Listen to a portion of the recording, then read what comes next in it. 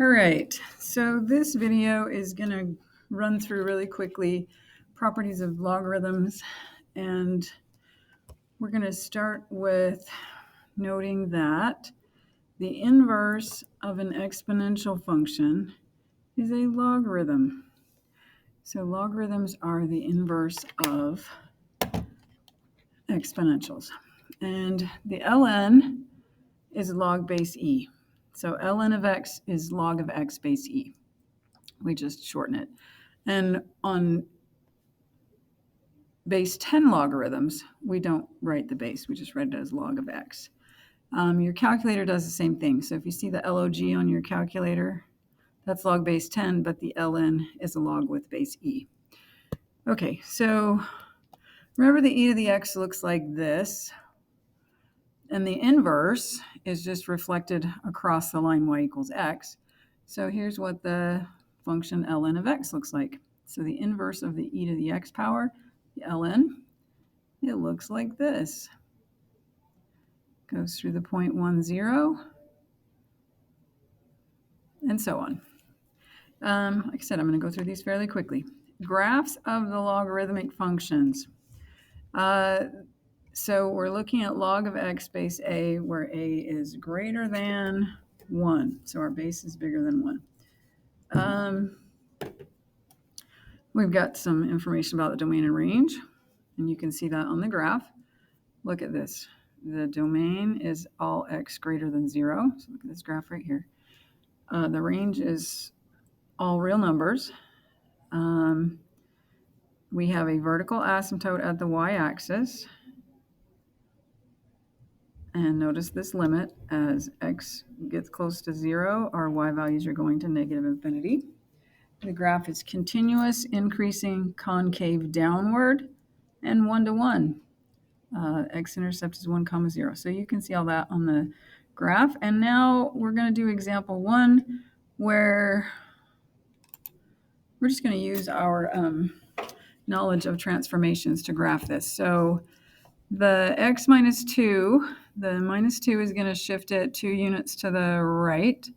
So instead of 1, 0, we're going to have 3, 0 as our x-intercept.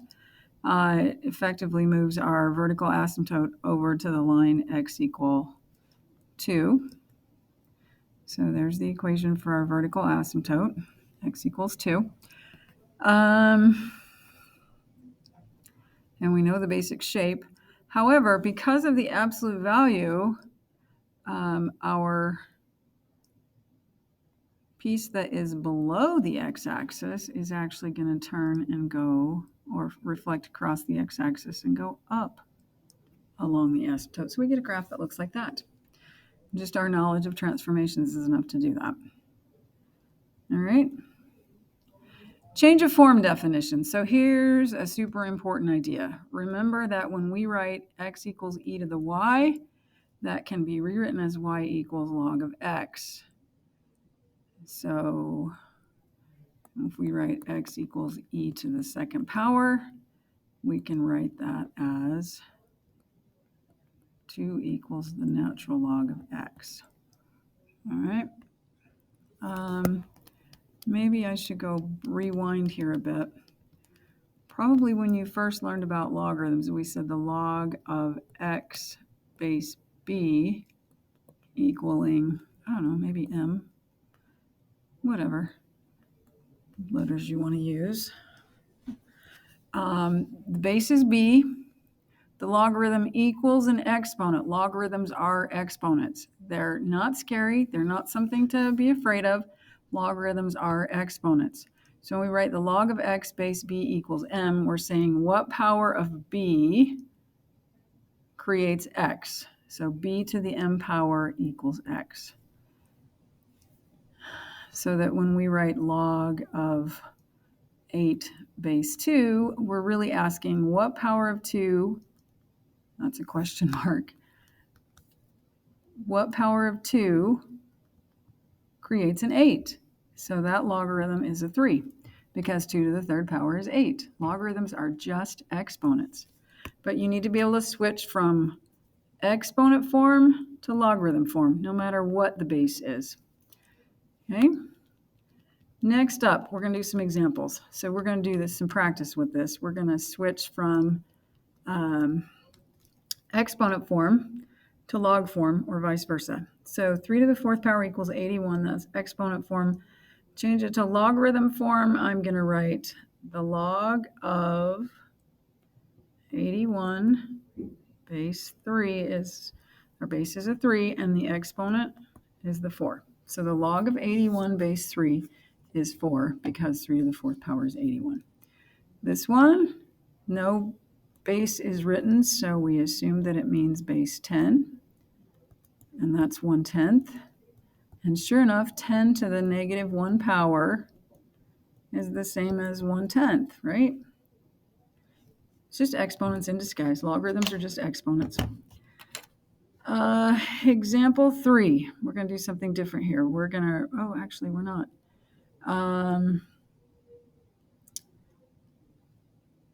Since e to the 0 power is 1, the natural log of 1 should be 0. We're writing log of 1 base e. Right? ln of 1 means log 1 base e. E to the first power is 1, so the natural log of e should be 1. It's saying what power of e creates e. So that should be the first power. Natural log of e to the n. The ln and the exponentials, those are inverse functions, so they should undo each other. What power of, or look at it this way, what power of e creates e to the n? That is the n power. Okay, the e and the ln undo each other. That's what this one is indicating. We need to remember that. They're inverse functions. Example 4. Use the inverse idea from example 3c to simplify. Okay, so back to here. The ln and the e undo each other, whichever order they're in. So on example 4, part A, what power of e creates e to the square root of 2? Well, it's the square root of 2 power. The ln and the e undo each other. They're inverses. Same thing here. We get 3x. This is a log base 10. That's a logarithm with base 10. So the exponential with base 10 and the logarithm base 10 inverses, so we get a 2. Same thing here, but now we have base 2. These bases have to match. Bases have to match for this to work. Log of 2x squared base 2 is x squared. Okay, notice that bases have to match. The base of the logarithm has to match the base of the exponential part. And then when we have something like this, we could literally write anything here. What power of b creates b to the m? It's m power, right? Okay, properties of logarithms.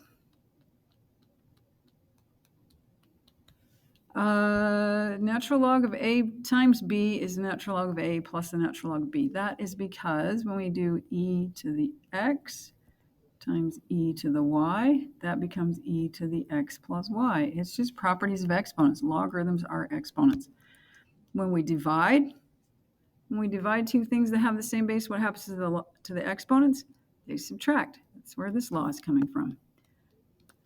Third one, this is the power to a power rule. When I have something like e to the x and I raise it to another power, those exponents are going to multiply. This is multiplication right there, n times the natural log of a. All right, and a little restriction on what we can do because we can't take the natural log of a negative number. So a and b both have to be 0. And as it says, these properties work for any bases. It doesn't have to be base e. It can be any base at all. 2, 3, 7, 17, e. All right, we're going to use those properties to expand and condense some things. So we're going to expand using logarithm properties. And property 2 says if I have the natural log of a fraction, I can make that the natural log of the numerator minus the natural log of the denominator. It's really all we want. This one, I want to look at this as being a cube root. Oh, it is a cube root. A 1/3 power. And then property 3 up there says that I can, let me make that a little more readable. I can bring the 1/3 down in front and make it 1/3 times the natural log of x squared plus 1. What I cannot do is split apart a sum. I do not have a rule that allows me to split apart an x squared plus 1. So notice what we don't have is we do not have a rule that allows us to make this natural log of a plus the natural log of b. That does not work. Okay, example 7. This time we're supposed to condense them into a single logarithm. So we're going to take this and we're going to make it look a little different. I'm going to use property 3 and move my exponents back. I move those coefficients back as exponents. The coefficient of -3 that's in front of the ln x, I'm going to move it as an exponent. Same thing with the 5. Move it up top on the y as an exponent. And then there's a plus sign between these two. I can push those together and make it the natural log of x to the -3, y to the 5th. And if I want to recognize that that could also be natural log of y to the 5th over x to the 3rd.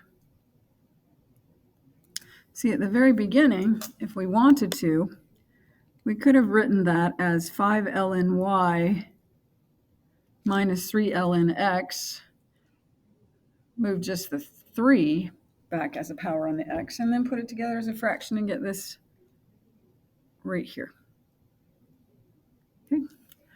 Part B, first thing I'm going to do is I'm going to move the exponents,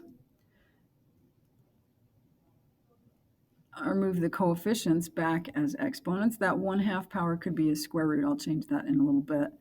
I think I'm going to run out of room, so let me write it down here instead. That's an x to the 1/2. These are now going to push together as a product.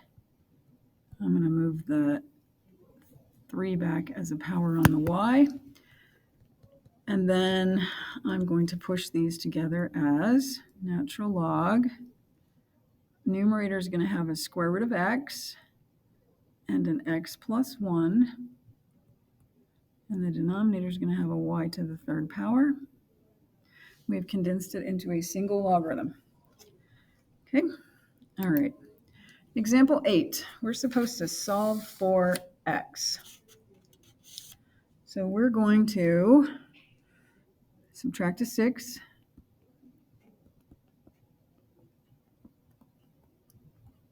And then we can either think of it as writing it in logarithmic form, or we can just take the natural log of both sides. Either way, you can think of it either way.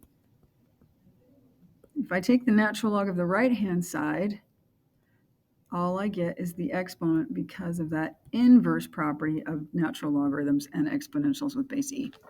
Now I need to subtract a 5. So we'll subtract a 5. Let me go up here where I actually have some room. So we'll subtract a 5. Natural log of y minus 6. Take away 5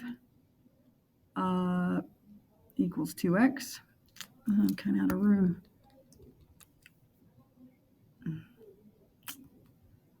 2x equals.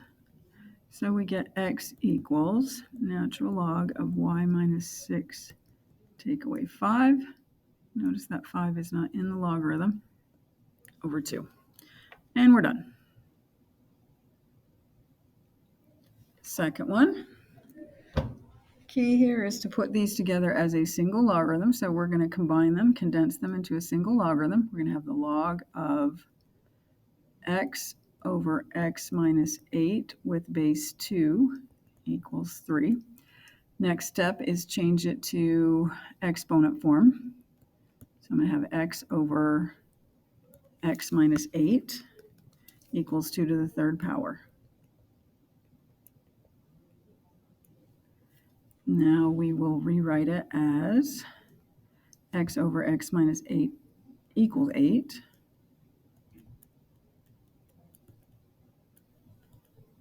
And then we'll multiply both sides by x minus 8. So we're just kind of following a winding path because we don't have enough room. X equals, multiply both sides by x minus 8, we get 8x minus 64. We'll do a little creative solving here, subtract an x from both sides. Whoops. Yeah, 64. So x equals 64 over 7. And then I'm going to check to make sure I didn't pick up any extraneous solutions. 64 over 7 is a little bit bigger than 8, so that's going to be a positive there. Because we have to worry about whether or not we're taking the log of something negative or the log of 0, because that we cannot do. Remember what they said, x has to be greater than 0, y has to be greater than 0. Input into a logarithm has to be a positive number. Okay, next we're going to talk about the change of base formula really quick. Change of base formula. If I have a logarithm with base a, I can change it to any other base b. This formula right here. A calculator only works with base 10 and base e. So if you have a logarithm with another base, you have to change the base to come up with a decimal answer. So let's practice doing that. I prefer this one because it's less writing, so I usually use the natural log.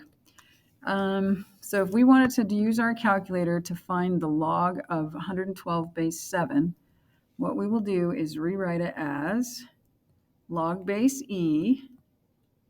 That one stays on the top, and then the lower one, the base, is in the denominator. Okay, we grab our calculator. We do the natural log of 112. And divide by the natural log of 7. And we get about 2.425.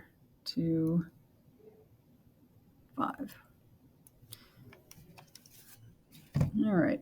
In example 10, I'm going to find the exact value for x if 3 to the x plus 2 power is 6.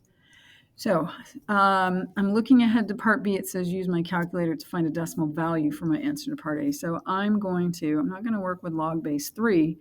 I'm going to take the natural log of both sides. So I'm going to do natural log of 3 to the x plus 2 power equals the natural log of 6. I'm going to use the logarithm property to pull the x plus 2 down. And then I'm going to do a little bit of shifting around. So I'm going to distribute. I have x ln 3 plus 2 ln 3, which I'm going to move that to the other side. ln 6 minus 2 ln 3. And then to solve for x, I just need to divide both sides by ln 3. So let me just do that. I've got room to do that here. So x equals ln 6 minus 2 ln 3. Don't turn that into a 21. That's an L. Divided by ln 3. There's our exact answer. Now for part B, we're going to grab our calculator, use some parentheses. So parentheses enclosing the numerator.